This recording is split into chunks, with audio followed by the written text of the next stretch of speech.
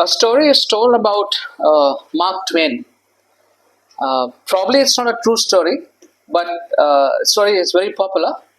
And the story goes like this: that once Mark Twain was asked, who do you think is the greatest storyteller? Who do you think is the greatest storyteller? Mark Twain, जो कि बहुत प्रसिद्ध लेखक रहे हैं, उनसे ये कहानी शायद सच नहीं है लेकिन बड़ी प्रसिद्ध है। और उनसे एक बार पूछा गया किसी इंटरव्यू में कि आपके हिसाब से सबसे अच्छा कहानी सुनाने वाला कौन है? And mark Twain said that it is Jesus. Mark Twain ने कहा कि यीशु मसीह है सबसे अच्छा कहानी सुनाने वाला। Then the interviewer asked him, and what do you think is the greatest story ever told? आपको क्या लगता है कि सबसे महान अच्छी कहानी कौन सी है? And he said, it is the story of the prodigal son. उसने कहा कि वो जो कहानी है वो उड़ाऊ पुत्र की कहानी है। While this story might not be true, this episode might not be true, but the truth behind the story, behind the prodigal son story is true. Mark Twain वाली जो बात है वो शायद सच ना हो, लेकिन जो उड़ाऊ पुत्र की कहानी के पीछे जो सत्य है वो सच है। It is undeniable that no story has pierced the human heart across centuries like this one. कोई भी कहानी बाइबल की ऐसी शायद नहीं है जिसने मनुष्य के हृदय को इस प्रकार से छेदा हो जैसे कि इस कहानी ने छेदा है। Well, sometimes the titles are misleading. कभी कभी जो शीर्षक होते हैं उससे हमारा ध्यान थोड़ा गलत दिशा में जा सकता है। And this story, the story of the prodigal son, is not just about a wayward child. ये जो कहानी है उड़ाऊ पुत्र की, ये केवल एक ऐसी कहानी नहीं है कि एक बिगड़े हुए लड़के की कहानी नहीं है जो रास्ता भटक गया था। जैसा कि हिंदी के शीर्षक में लिखा हुआ है, उड़ाऊ पुत्र जिसने अपने बाप की सारी जायदाद को उड़ा दिया। ऐसा नहीं है। This is a story of God's revelation, where God's heart is revealed. ये एक ऐसी कहानी है जो परमेश्वर के हृदय को हमारे सामने लेके आती है। And Jesus is telling the story in response to the criticism which the people had because Jesus was welcoming sinners. That's the context.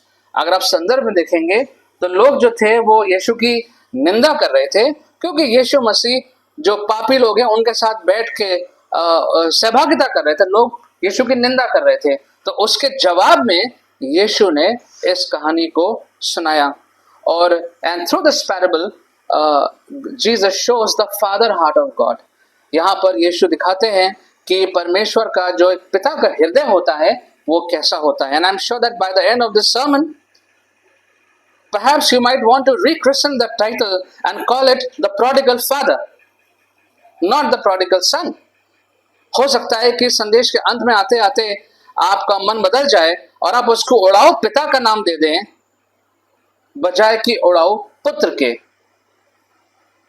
Because here we see the father does not withhold anything from his son. He squanders everything on his son. यहाँ पे हम देखते हैं कि पिता ने अपना सब कुछ अपने पुत्र पे लुटा दिया। उसने अपने पुत्र से कुछ रोक के नहीं रखा। Might as well call it the story of the prodigal father. उसको हम नाम दे सकते हैं उड़ाऊ पिता की कहानी। So we see that we have a rebellious son over here. यहाँ पे देखते हैं कि एक विद्रोह करने वाला पुत्र हमारे सामने है। And this younger son demands an inheritance from his father. ये जो छोटा वाला लड़का है ये जायदाद में अपना हिस्सा अपने बाप से मांगता है। Now it's not as simple as we would hear it today. आज के समय में अगर कोई ऐसा मांगे तो ये बहुत आम बात है, लेकिन उस समय में उस जगह पे उस वहाँ की परंपराओं के हिसाब से ये बात सही नहीं थी। It was not right in that context and culture, because in the Jewish culture if you were saying that, you were actually saying, Dad, I wish you were dead. उस समय में ये कहने का मतलब ये था कि पिता आप मर जाते तो अच्छा होता, because only after the death of the parents the property could be divided.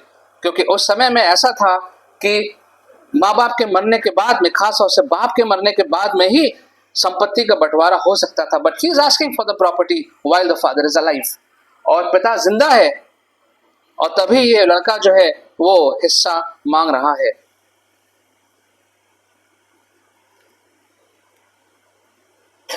And so what do you think of this rebellious son at this point? ये जो विद्रोह करने वाला लड़का है, इसके द्वारा यीशु क्या बता रहे हैं? What is Jesus telling us in and through the character of the prodigal son? It's a parable, remember? It's not just a story. ये दृष्टांत है, and it has a spiritual lesson behind it. इसके पीछे एक आत्मिक संदेश है, एक शिक्षा है। And so we see through this son and his attitude, we see that he has no regard for godly virtues. First of all, परमेश्वर और ईश्वर के जो गुण हैं जो होने चाहिए एक विश्वासी में, उसका कोई सम्मान उसके हृदय में नहीं। He does not respect the godly values. परमेश्वर के जो सिद्धांत हैं उसके प्रति इसके कोई मन में सम्मान नहीं है। And so a heart that is disobedient to God will have a natural inclination towards the way and the allurement of this world. एक ऐसा हृदय जो अनाज्ञाकारी हृदय है परमेश्वर की तरफ, उसका एक स्वाभाविक रूप से रुझान होगा संसार की बातों की तरफ, और जो भी परीक्षाएं संसार उसको दे रहा है उन सब के प्रति एक व्यक्ति का रुझान होगा। And you see human beings are very prone to lies, to believing in lies. जो मनुष्य हैं हम लोग बहुत जल्दी झूठी झूठी बातों में आ जाते हैं और झूठी बातों को सच मान लेते हैं। Human beings are often unable to see the darkness behind all that is shining bright. अक्सर जो इंसान हम लोग हैं वो रोशनी जो चमक रही है उसके पीछे का जो अंधकार है उस अंधकार को हम देख नहीं पाते, समझ नहीं पाते हैं। And sin always promises freedom. Sin always promises some kind of a freedom but actually leads to bondage. पाप जो है वो किसी न किसी प्रकार से हमें दिखाता है कि हम स्वतंत्र हो जाएंगे, हमें आजादी मिल जाएगी, लेकिन सच ये है कि वो हमें किसी न किसी बंधुआई में ही लेके जाता है। It makes us in bonding and in bondage to something. किसी न किसी बंधुआई में पाप हमें लेके चला जाता है। Alcohol, for example, शराब। People have all kinds of reasons to take alcohol, including medicinal properties, stating it has medicinal properties. शराब के लिए लोगों के पास बहाने हैं पीने के लिए। I'm going through a bad time, it helps me to calm down. मैं बहुत बुरे समय से गुजर रहा हूँ, मुझे इससे सहायता मिलती है और मेरी तबीयत ठीक हो जाती है। But the fact is it leads to bondage. People become alcoholics and addicts. What you thought was freedom is actually taking you towards addiction, towards bondage. जो आपको लगा, जो आपको स्वतंत्र देगा, आपको अच्छा समय देगा, वो आपको एक बंधुआई में ले गया। And Isaac Watts, the great hymn writer, he says beautifully in his hymn. Isaac Watts ने बहुत सुंदर प्रकार से अपनी इस hymn में लिया। We all know that hymn, and the line says, "All the vain things that charm me most, all the vain things that charm me most." उसने अपने इस गीत में लिखा, हम लोग गाते हैं उस गीत को, कि ये सारी व्यर्थ की बातें जो मुझे सबसे ज्यादा लुभाती हैं, व्यर्थ की बातें सबसे ज्यादा लुभाती हैं। और सच में व्यर्थ की बातें हमें सबसे ज्यादा लुभाती हैं। And we see right in the beginning as we read the story, and I am sure we have read the story dozens of times, दर्जनों बार ये कहानी हमने पढ़ी होगी। And we see that sin is so deceptive. बहुत धोखा है जिस प्रकार से पाप आता है। And the best men and the best women, even though they might be highly educated and very intelligent, get deceived by the sinful charm of this world. अच्छे से अच्छा पुरुष, स्त्री, पढ़े लिखे, समझदार भी जब इस संसार के द्वारा ऐसी बातें आती हैं तो उसमें वो झूठ के सामने, झूठ में होकर के चले जाते हैं, उस रास्ते पर चले जाते हैं। And the most dangerous deception is not The most dangerous deception in life is not when evil looks like evil. जो सबसे खतरनाक धोखा हमारे साथ हो सकता है जीवन में, वो ये नहीं है जब बुराई जो है वो साफ साफ बुराई दिखती है, but it is when evil looks like opportunity. लेकिन वो जब होता है जब एक बुरी चीज, एक दुष्ट चीज हमें एक अवसर के रूप में दिखती है. When sin looks like success, जब पाप जो है वो हमें समृद्धि के रूप में, सफलता के रूप में दिखाई देता है. And when the wrong road is actually looks more attractive. जो गलत रास्ता है वो ज्यादा हमें लुभाता हुआ दिखाई देता है. And many people get trapped in this vicious cycle of sin. बहुत लोग जो हैं ऐसे चक्रव्यूह में जीवन उनका फंस के रह जाता है, with no way to come out. And so many people commit suicide because of that. लोगों को लगता है कि अब इससे निकलने का कोई रास्ता नहीं है. So either they get depressed permanently, या तो लोग जो हैं वो डिप्रेशन में चले जाते हैं, या वो अपना जीवन खुद ले लेते हैं. Solomon spoke about that in Proverbs 14:12. Would someone like to read that? नीति वचन 14:12 में सुलेमान ने कुछ कहा. In English and Hindi, if you can read that for me.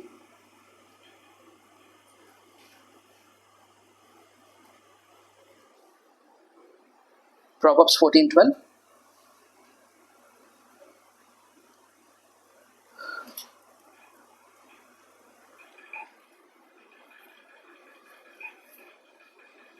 There is a way that seems right to a person, but its end is the way to death. एक ऐसा मार्ग जो मनुष्य को सही प्रतीत होता है, लेकिन अंत में वो उसे मृत्यु की ओर लेके जाता है. There's a way that seems right to man. I look at something and I say, yes, this is good. This is correct. Everyone is doing it. सब लोग कर रहे हैं. Is everyone a fool? Why shouldn't I also do it? सब लोग कर रहे हैं तो सब लोग बेवकूफ थोड़ी हैं, मूर्ख थोड़ी हैं. I also must go this way. मुझे भी ये करना है. This is the thing of the day. आज का समय में ऐसे होना चाहिए. This is how it is done. And we tell our parents, well, your time was different. We'll tell our elders, your time was different. Our time is different. हम बुजुर्गों से कहते हैं कि वो समय अलग था, ये आज का समय है. आज के में ऐसे नहीं होता जैसा आपके समय में होता था. We say all these things. What does the Bible say? God says, there's a way that looks right to man, at the end will lead to death. ऐसा रास्ता जो सही प्रतीत होता है. And that's exactly what happened with the prodigal son. He thought it is correct. I need to go. I need to have an independent life. And of course, I need funds for that. I have a right to take the funds from my parents. Let me go and live. Let me learn. मैं जाऊंगा, मैं सीखूंगा. All that he might have said to himself. And I will enjoy. I'll be independent. मैं स्वतंत्र हो जाऊंगा.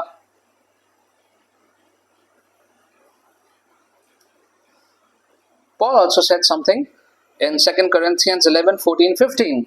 Paul said, and no wonder, for even Satan disguises himself as an angel of light. शैतान भी है, जो है वो भी अपने आप को रूप बदल के, भेष बदल करके एक ज्योति के स्वर्गदूत की तरह अपने आप को आपके सामने प्रस्तुत करता है. Imagine the devil, I'm just imagining, imagine the devil coming with a horrible face with horns on his head. You would never listen to him. You will run away from there. अगर शैतान, जैसा कि हम लोग तस्वीरों में कल्पना करते हैं, एक भयानक सा चेहरा और सींगे लेके हमारे सामने आ जाए, डरावना सा, आप कभी उसकी बात नहीं मानेंगे, आप तो भाग जाएंगे. But does he come like that? No. Comes like an angel of light. Someone whom you can never doubt. Someone who's so good. How can it be wrong if it looks and feels so good? कैसे ये गलत हो सकता है? अगर ये देखने में इतना अच्छा है, अगर इसका अनुभव इतना अच्छा है, तो ये बात गलत कैसे हो सकती है? And so today, many times it happens that in our chase of fulfillment of finding our wealth and pleasure or status, we actually end ourselves as spiritually empty and bankrupt. धन दौलत के पीछे भागते भागते और ओहदे के पीछे भागते भागते हम अपने आप को पाते हैं, कभी कभी लोग पाते हैं कि अब आत्मिक रूप से वो दिवालिया हो गए हैं, खाली हो गए हैं. There's nothing left in their spirit. We need to make a pledge. We need to make a pledge that we will not trade the glory of God with the petty pleasures of this world. आवश्यकता है कि हम ये प्रण लें कि जो परमेश्वर की महिमा है उसको हम इन संसार के छोटे छोटे अनुभवों से, मजों से व्यापार ना करें, अदला बदली ना करें. And so, as the story goes, we know the story. I will not repeat the story. We know the story. जैसे इस दृष्टांत में आगे बढ़ते हैं, we see things don't work out as the son might have thought. जैसा कि उस लड़के ने सोचा होगा, ऐसा हुआ नहीं. All his money was spent. All his friends left him. दोस्तों ने छोड़ दिया, पैसा खत्म हो गया. Nothing to eat. And that actually shows the spiritual bankruptcy. Actually, कुछ खाने को नहीं बचा. What was he eating? The food which was for the pigs, and he was tending the pigs. Highly detestable for a Jew. Think of that. एक यहूदी के लिए, it was a Jewish context. एक यहूदी के लिए उस समय उनके परंपराओं के हिसाब से एक सुअर के बीच में काम करना और खाना खाना could be the lowest depth, the lowest level of bankruptcy, spiritual bankruptcy. There couldn't be anything more worse than that for a Jew. एक यहूदी के लिए सबसे बुरी बात हो सकती थी कि सूअरों को चराना और उनका खाना खाना. This was the level of his spiritual state. And so when people go on there in that direction, when people go far from God, thinking everything is fine, thinking that I'll live my life my way, and that's how far you can go. इतने ही दूर जा सकते हैं. And then you reach a point of spiritual bankruptcy. आत्मिक रूप से एकदम खालीपन की स्थिति में आ जाते हैं.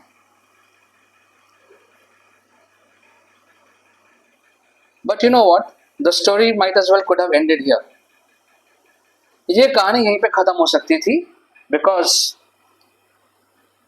people would say, well, that's the law of karma. ये कर्मा का सिद्धांत है, जो बोगे वही पाओगे. So you did that. You squandered your father's wealth, and now here you are, so you suffer, and that's the end of story. You got what you deserved. लोग कहेंगे ये तो कर्मा है, सही है, क्यों नहीं तुमने ऐसा किया, क्यों गलत किया, क्यों बाप को छोड़ दिया, घर छोड़ दिया, और अब जो तुमको मिला है यही तुम्हारा सजा है, और यहीं पे कहानी खत्म हो जाती, समाप्त हो जाती. But no, it didn't. Verse 17 onwards, we see something happens. When he came to his senses, which means he has come to a point of repentance in his life. That's the spiritual truth behind this parable. He came to a point of repentance. अब वो पछतावे के बिंदु पे आ गया. Now he is regretting. Spiritually we call it is repentance. पछतावा, अपने कर्मों पे पछतावा, जो हमने निर्णय लिए अतीत में उस पे पछतावा, जो बातों औरों की बातें नहीं मानी हमने उस पे पछतावा. It's good. This is a good thing. It's good to come to a point of repentance. बहुत अच्छी बात है, सही बात है. उस पछतावे की बिंदु पे आना बहुत आवश्यक है. He recognized his condition. उसने अपना जो स्थिति थी उसका जायजा लिया. And he remembered now his father's goodness. अब उसको याद आ रहा है कि उसके पिता के घर में क्या क्या था, उसका जो स्थान क्या था.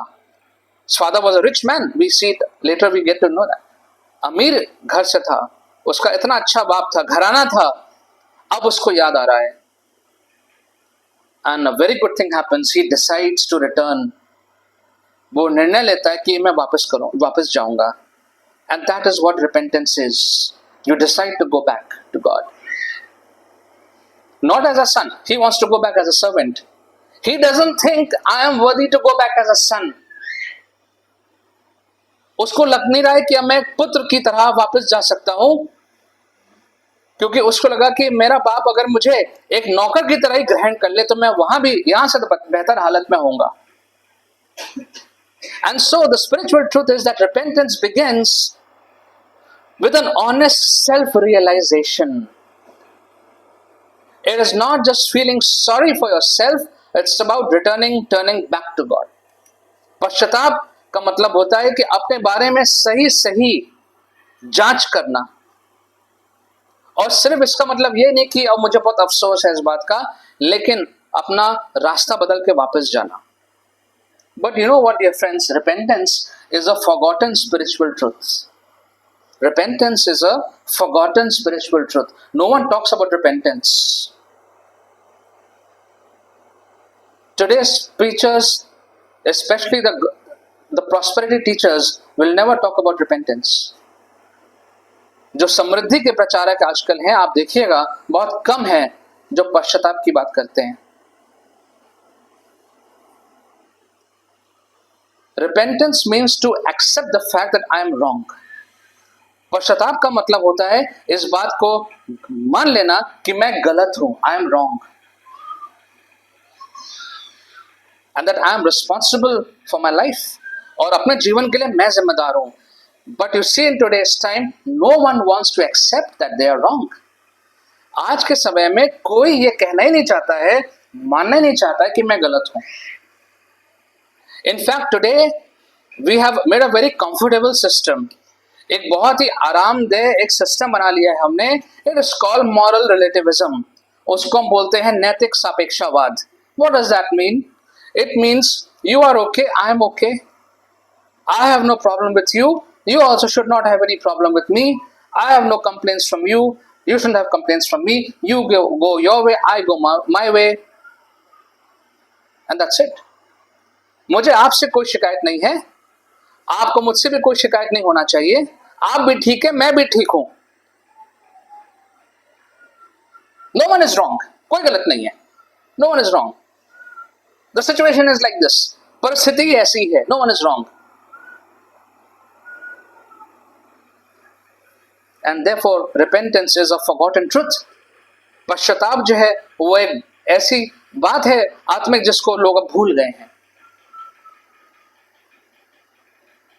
And so we see the son, the younger son, deciding to go back.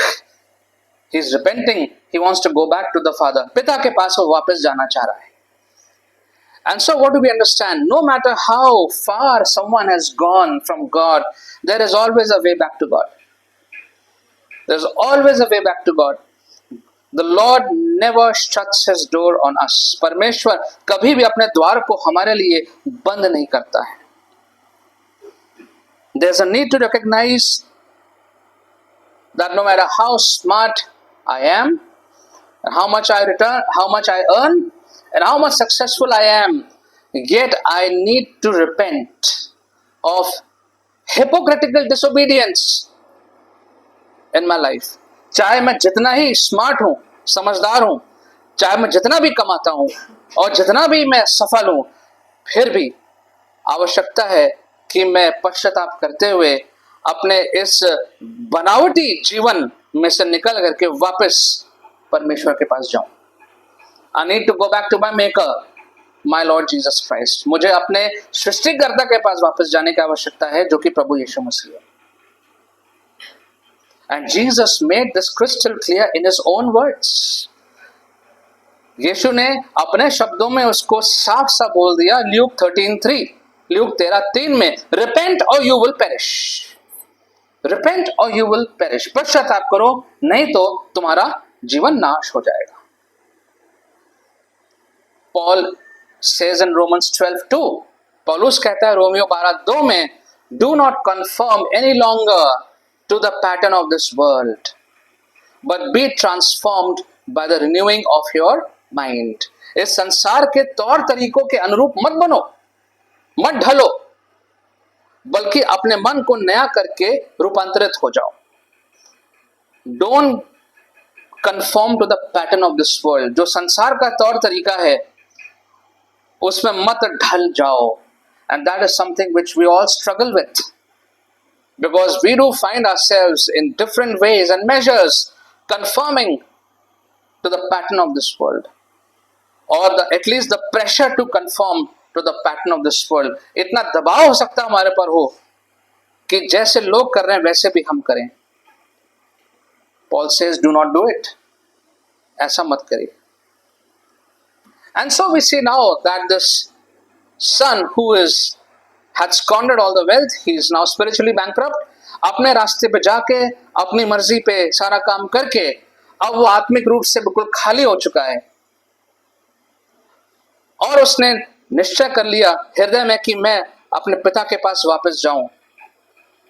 And then he goes back, वो वापस जाता है, expecting at least he will be treated as a servant, at least कि शायद पिता मेरा दया खा ले और एक नौकर की तरह ही मुझे अपने घर में रख ले. And now where we coming to is the heart of this parable. और अब जिस स्थान पे हम आते हैं इस कहानी में, वो इस पूरी दृष्टांत का हृदय है. The father sees him from offer.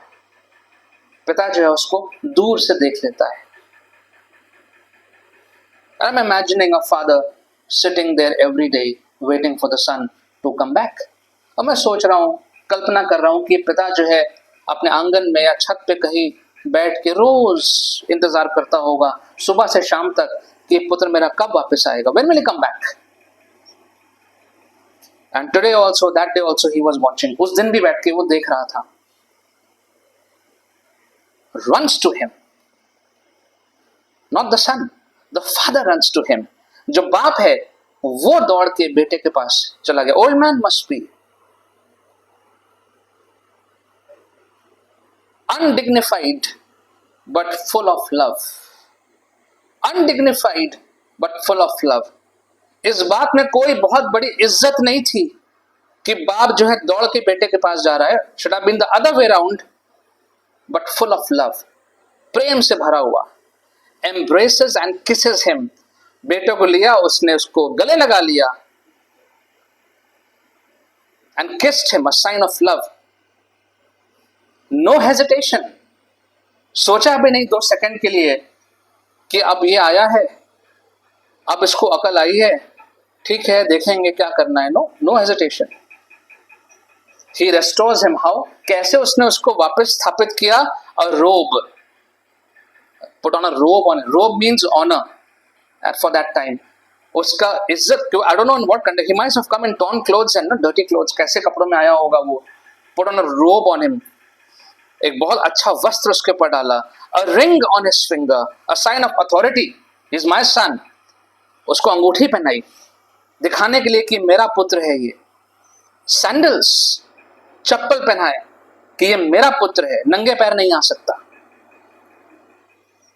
And what is the spiritual truth behind this portion that Jesus is saying? इसके पीछे आत्मिक सच क्या है? God does not just forgive, he restores. He रेस्टोर्स.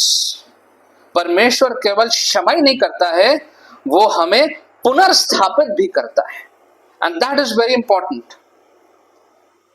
And while forgiveness might be a simple spiritual exercise, restoration is not just spiritual, it is physical also. क्षमा जो है वो केवल एक आत्मिक व्यायाम हो सकता है. that in my spirit I know God has forgiven me, yes, but it's more than that. जीवन में भी धीरे धीरे परमेश्वर हमको पुनर्स्थापित कर देता है, जैसा कि हम इस दृष्टांत में देखते हैं. And God's grace is greater than our worst failures. जितने भी हमारे बुरे से बुरे असफलताएं रही होंगी जीवन में, उससे ज्यादा बड़ी परमेश्वर का अनुग्रह है. He meets us even before we can confess.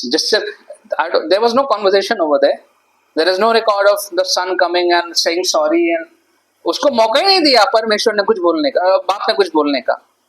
And we see that over here कि परमेश्वर हमसे मुलाकात करते हैं, हमारे पास आते हैं, जिससे पहले कि हम कुछ बोल पाए उससे पहले ही परमेश्वर आके हमें संभालते हैं.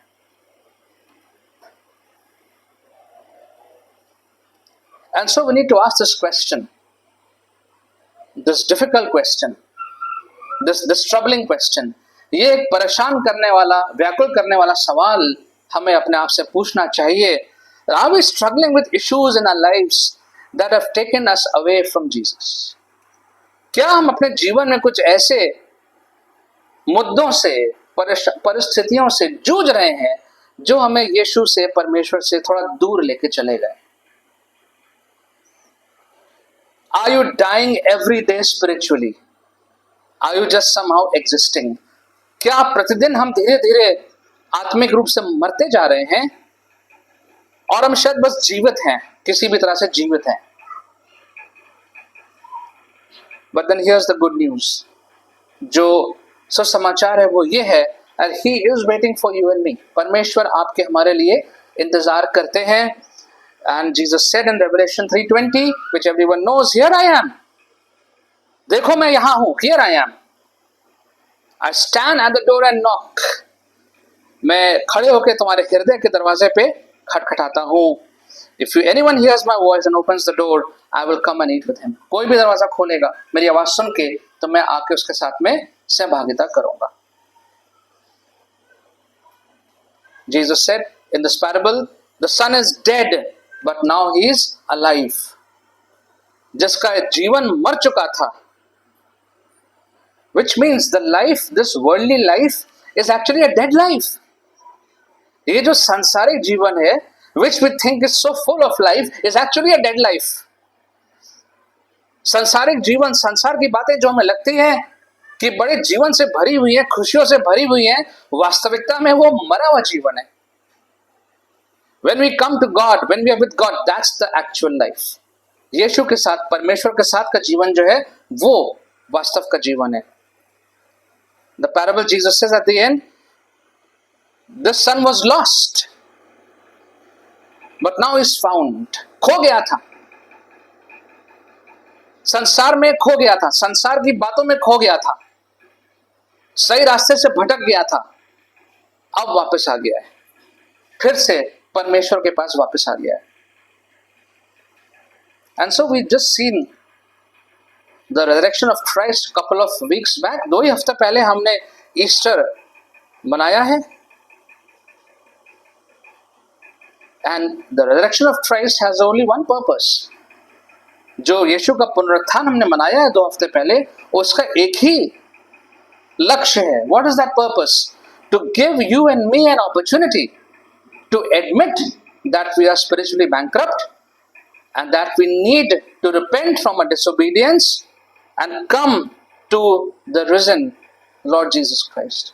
कि आवश्यकता है कि आप और हम पहचान लें कि हमें एक अवसर मिला है, एक अवसर मिला है कि अपने आप को जांच लें कि हम किस प्रकार से कई मायनों में आत्मिक रूप से हम निर्धन हैं, we are poor spiritually.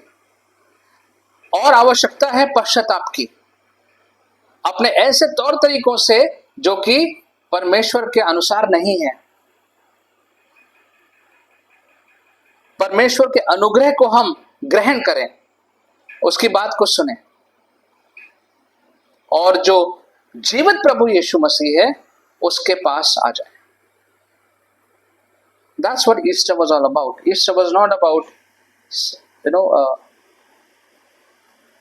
a memorial, or just remembering what happened 2000 years back and then go back home and now it's all over.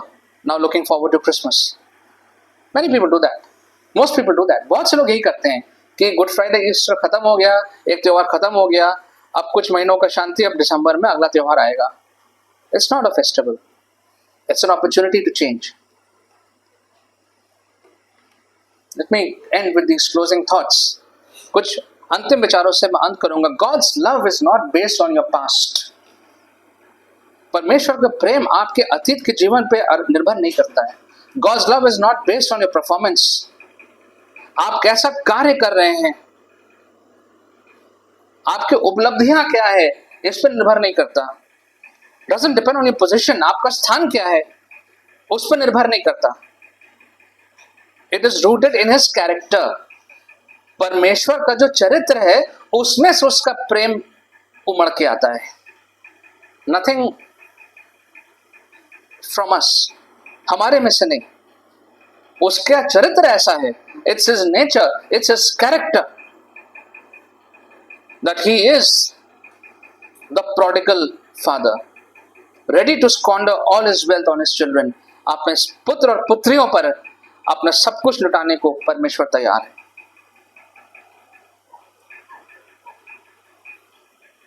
And so as we reflect once again on this greatest story, I feel the greatest story ever told, a parable ever told. इतना महान कहानी, बड़ी कहानी जो यीशु ने बताई, और वो इसलिए बताई ताकि हम ये अपने हृदय में जान लें कि हमारा जो पिता परमेश्वर है उसका हृदय बहुत बड़ा है. Our Father God has a very big heart, very big heart. Can't imagine कितना बड़ा है. And so many times we can think of our lives when life goes haywire here and there. कितनी बार हमारा जीवन इधर उधर भटक जाता है. But once again this morning we are reminded that God is always there waiting for us. परमेश्वर हमेशा हमारे लिए इंतजार करते हैं. And there is a need to know what repentance is, to come back to Jesus and to always remain with Jesus. हम जाने पश्चाताप क्या होता है, उस पश्चाताप को हम करें जैसा कि इस रावपुत्र ने किया, और तब परमेश्वर के पास वापस आए. And then let us not miss all the blessings that God has kept for us, which sometimes we trade for the affairs of this world. कई बार हमसे छूट जाती हैं वो सारी आशीषें जो परमेश्वर ने हमारे रखी हुई है, क्योंकि हमने उसको बदल लिया उन चीजों से जो संसार हमें देता है. Let's make a pledge to never trade God's glory with our inheritance that we have with Him.